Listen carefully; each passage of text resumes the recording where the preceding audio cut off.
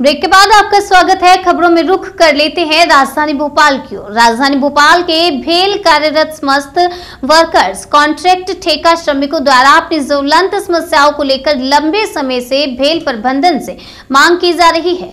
भेल की प्रबंधन और ठेकेदार मिलकर इन श्रमिकों को काम से निकाल रहे हैं।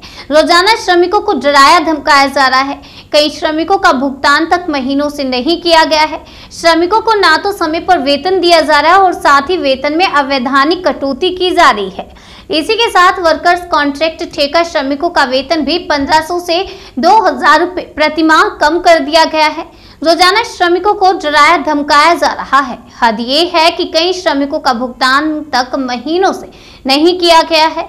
इन परिस्थितियों को लेकर श्रमिकों में तीव्र रोष और असंतोष है, जिसका नजारा आज के हड़ताल में दिखा।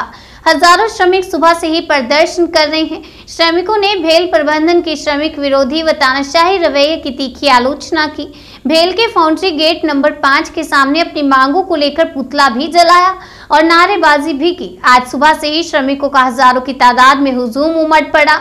उन्होंने भेल प्रबंधन व ठेकेदारों के गठबंधन को चुनौती व चेतावनी देते हुए कहा कि यह श्रमिक ही कारखाना चला रहे हैं और इनकी जायज मांगों का समाधान न होने के चलते कारखाने का चक्का जाम कराया जाएगा।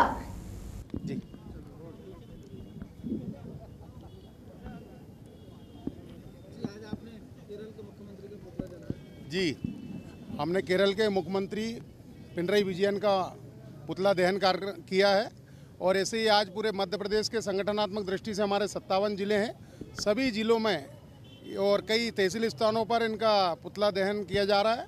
उसके पीछे का प्रमुख कारण है कि मध्य प्रदेश का जो ओबीसी वर्ग है, जिसकी मोर्चा के रूप में स्थापना करने वाले ऐसे हमारे भारतीय जनता पार्टी के पूर्व राष्ट्रीय अध्यक्ष श्री अमित शाह जी ने 3 जुलाई 2015 को इस देश के अंदर राजनीतिक दृष्टि से ओबीसी मोर्चा का गठन किया था और 14 दिसंबर 2016 से इसका लगातार पूरे मध्य प्रदेश में भी गठन के रूप में कार्य कर रहे थे। तो ऐसे ही हमारे केरल प्रदेश के अंदर ओबीसी मोर्चा के प्रदेश के मंत्री एडवोकेट रंजीत श्रीनिवासन जी की हत्या कर दी गई है, जो कि वहाँ के मुस्लिम संगठनों के द्वारा और ऐसा कह सकते हैं आतंकवादी लोगों के द्वारा। और वहाँ के जो मुख्यमंत्री, वहाँ की जो कांग्रेस की सरकार है, उसकी किसी प्रकार से कोई प्रतिक्रिया नहीं हुई है और किसी प्रकार से कोई दोषियों के ऊपर कार्रवाई नहीं की गई है। और आज जो अभी सुनने को मिल रहा है, मांग कर रहे हैं, तो इस प्रकार से जो ओबीसी के ऊपर अत्याचार और अन्याय हो रहा है, उसको लेकर हमारे देश के राष्ट्रीय अध्यक्ष डॉक्टर के लक्ष्मण जी के निर्देशन में पूरे देश के अंदर केरल के मुख्यमंत्री का और कांग्रेस की इस प्रकार से जो तुष्टीकरण की राजनीति हो रही है मुस्लिमों को लेकर, उसको लेकर हम इस प्रकार का पुतला दहन कर रहे हैं। और हमारे जो श्रीनिवासन जी हैं, उनके लिए न्याय की मांग कर रहे हैं, उनके परिवार को न्याय मिले और दोषियों के ऊपर कार्रवाई हो, उसको लेकर ऐसा कार्यक्रम किया है।